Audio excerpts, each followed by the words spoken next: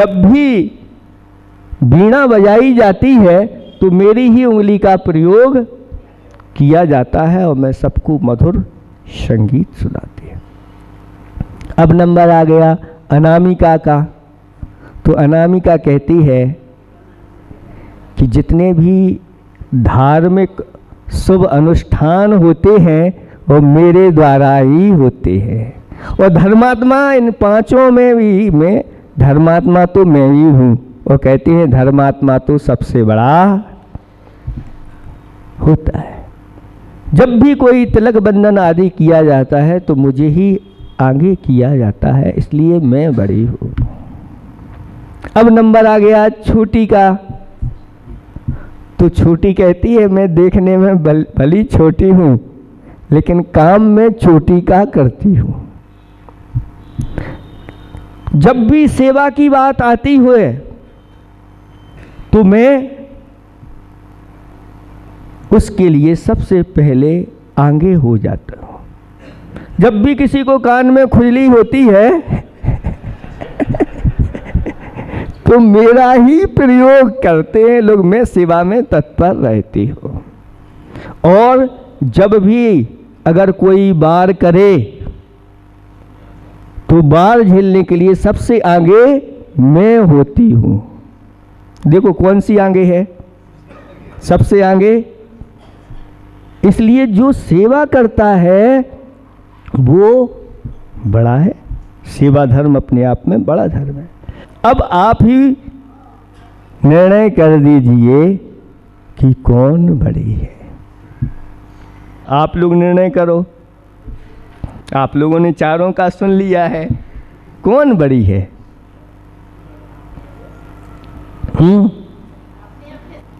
तो अंगूठे दादा ने कहा अब भी निर्णय हो जाएगा, और एक सिक्का लिया और अंगूठे पर रख करके उछाल दिया।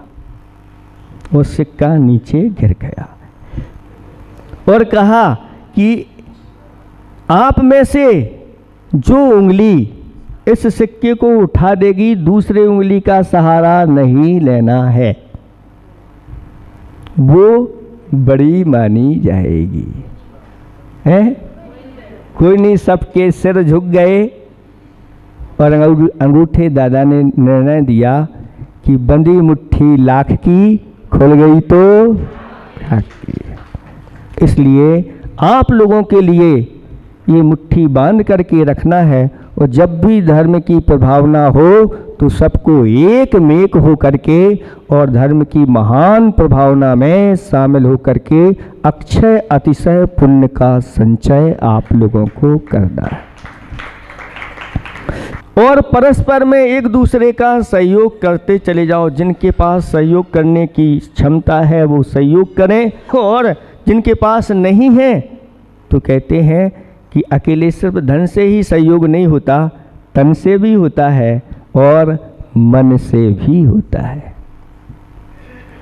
तो जहाँ तन मन और धन तीनों की समष्टि मिल जाए तो फिर कहना ही क्या है, कार्य बहुत जल्दी सिद्ध हो जाते हैं। एक कथा और छोटी सी आप लोगों को सुना देते हैं कि एक सेठ जी थे नगर में, बड़े धनवान थे और उनके यहाँ पुत्र रत्न की उत्पत्ति हुई। जब पुत्र रत्न की उत्पत्ति हुई तो उन्हें अपार हर्ष हुआ और विचार किया ये पुत्र रत्न की उत्पत्ति हुई है तो नगर में लड्डू बंटवाए जाएं। लेकिन नगर में सभी प्रकार के लोग रहते हैं, उत्तम लोग भी हैं, मध्यम भी हैं और जघन्य भी हैं। उत्तम का अर्थ धन संपदा से जो संपन्न है वो उत्तम है, कुछ मध्यम है और कुछ के पास धन आदि का अभाव है। तो उन्होंने विचार किया कि इस धन का भी सदुपयोग किया जाए और उन्होंने लड्डू बनवाए 3 प्रकार के। छोटे लड्डू, मध्यम लड्डू और बड़े लड्डू। अब बड़े लड्डू किसके पास भिजवाना है, मध्यम लड्डू किसके पास भिजवाना है और छोटे लड्डू किसके पास भिजवाना है, ये अभी आपको व्यवस्था बता देंगे। लेकिन वो लड्डू लड्डू नहीं थे, वो तो लड्डू थे, छोटे थे, वो सिर्फ लड्डू ही थे। लेकिन मध्यम जो लड्डू बनाए गए थे उसमें एक 5 का सिक्का दिया गया था, और जो बड़े लड्डू थे उनमें एक सोने की असरफी यानी सोने का जो सिक्का होता है 10-12 ग्राम का, वह सिक्का उस लड्डू में रखा गया। सुन रहे हैं भैया जी, सोने की बात आई है। अब देखें, और लड्डू भी किस प्रकार से दिए जाना है कि जिसके घर में जितने सदस्य हैं उतने लड्डू उस घर में भेजे जाएंगे। 3 प्रकार के लड्डू हैं। कौन को भेजना है, कहाँ? तो कहते हैं जो धनाढ्य लोग हैं उनके यहाँ तो छोटे लड्डू भेजना है, और जो मध्यम लोग हैं उनके लिए मध्यम लड्डू भेजना है, और जो जघन्य लोग हैं जिनके पास संपन्नता नहीं है, घर में व्यवस्था नहीं है, ऐसे लोगों के लिए बड़े बड़े लड्डू भेजना है। अब देखें, एक वहाँ पर गांव में एक माँ रहती थी, उसकी 3 संतान थी। तो वहाँ पर 4 बड़े लड्डू भेजे गए, और जैसे ही लड्डू भेजे गए तो माँ ने बेटे को लड्डू दिया, और लड्डू जैसे ही फोड़ा तो उसमें से सोने की असरफी निकली, और जैसे ही उसने माँ को दिखाई तो माँ कहती ये क्या है, हो ना हो कहीं सेठ जी के जेब आदि से ये गिर गई है। लेकिन दूसरा फोड़ के देखा तो दूसरे में भी थी, तीसरे में भी थी और चौथे में भी थी। चारों लड्डुओं में जब वो मुद्रा निकली तो विचार किया कि हो सकता है कहीं ना कहीं सेठ जी की ये मुद्राएं गिर गई हैं और लड्डू में आ गई। तो बालक से कहा जाओ उन सेठ जी के वो चारों वापस करके आ जाओ। देखो सब जगह लड्डू गए थे लेकिन कहीं से कोई वापस नहीं आया, कोई भी चीज़ वापस नहीं है। लेकिन एक घर से तो ये वापस आ गई और कहा, सेठ जी से माँ ने कहा है कि आपकी ये सरफियाँ इसमें आ गई हैं इसलिए आपको वापस करने हम आए हैं। तो सेठ जी ने विचार कर लिया वास्तव में ये परिवार बहुत अच्छा परिवार, ईमानदार परिवार है, अभी तक कोई वापस करने नहीं आया, एक ही वापस करने के लिए आया। तब सेठ जी ने कहा कि बेटे ये मैंने जानबूझ करके ही रखी है, जाओ और कहना। और माँ को जा कर के बताया तो माँ ने कहा नहीं मुझे ऐसी असरफियाँ आदि नहीं चाहिए, जाओ तू अब वापस करके आओ। फिर पुनः वापस करने गए तो सेठ जी ने कहा कि बेटे चलो मैं चलता हूँ तुम्हारे साथ और समझा करके दे देंगे। सेठ जी साथ में आते हैं और जैसे ही उस परिवार की वह महिला देखती है कि सेठ जी बच्चे के साथ आ रहे हैं तो थोड़ा सा उसको शंका हुई। और सेठ जी जैसे ही पहुँचते हैं और कहते हैं कि ये आप रख लो तो वह कहती है नहीं मुझे इसकी आवश्यकता नहीं है। तब सेठ जी कहते हैं ठीक है तुम एक पचरंगा धागा लाओ, और अगर नहीं हो पचरंगा तो एक साड़ी का एक जो उसका किनारा है एक टुकड़ा ले आओ।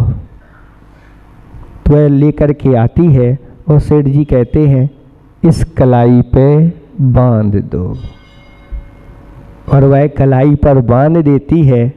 और सेठ जी जेब में से बहुत सारी सोने की असरफियाँ निकल करके और उसको देते हैं, आज से मैं तुम्हारा भाई हूँ और एक राखी बंधने में आपके लिए ये दे रही हैं, अब तो आपको रखना ही होगा। तब उसकी आंखों में से आंसू निकल आए और ये भाई बहन का इस प्रकार का ये रिश्ता ऐसा हो गया। तो आचार्य भगवान कहते हैं कि जो परोपकारी लोग होते हैं वो ऐसे ही होते हैं और सबको साथ में लेकर के चलते हैं, और जब जहाँ जो आवश्यकता होती है वह समर्पित होकर के करते हैं। हमारे आचार्य भगवंतों ने कहा कि संपदा आपके ऊपर हावी ना हो जाए, इसलिए आप उसके ऊपर हावी होकर के चलो। और जिसके ऊपर अगर संपदा हावी हो जाती है तो उसका पतन हो जाता है, और जो संपदा के ऊपर हावी हो जाता है यानी संपदा को वह अपने अनुसार लगा देता है, यानी सही सही परोपकार आदि कार्यों में, धर्म के कार्यों में लगा देता है, तो उसका इस भव में भी यश फैलता है और परभव में भी यश फैलता चला जाता है। ऐसा ही धर्म अनेकांत धर्म है, जो अनेकांत धर्म संभालता रहता है, इधर से उधर से। 363 मत हैं, 3 लिख दो, 6 लिख दो और 3 लिख दो। अब इसमें क्या है, ये मत 3, 6 और 3। अब इसमें 36 का आंकड़ा भी है और 63 का भी संबंध है।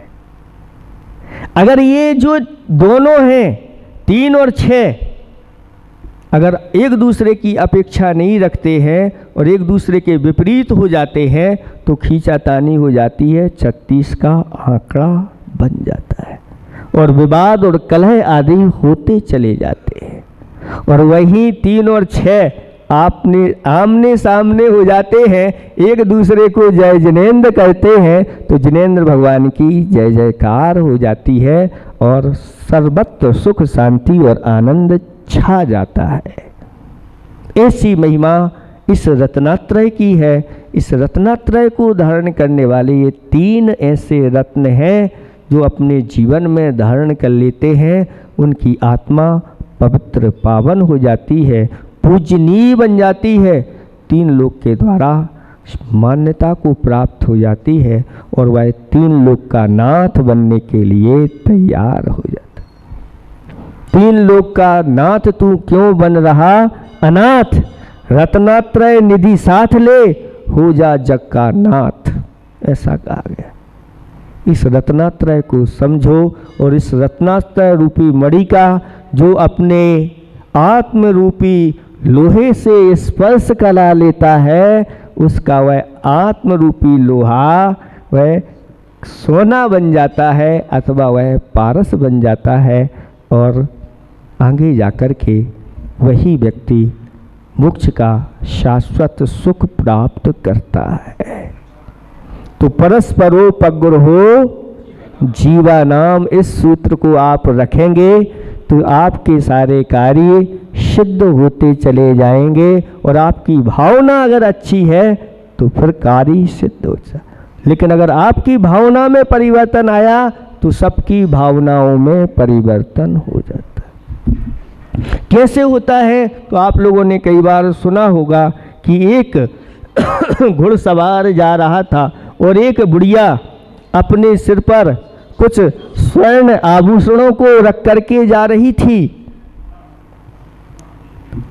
भारी थी फिर भी अपने सिर पर रख करके जा रही थी। क्यों? क्योंकि उसमें सामान्य वस्तुएं नहीं थी, बहुत भारी वस्तुएं थी, कीमती वस्तुएं थी।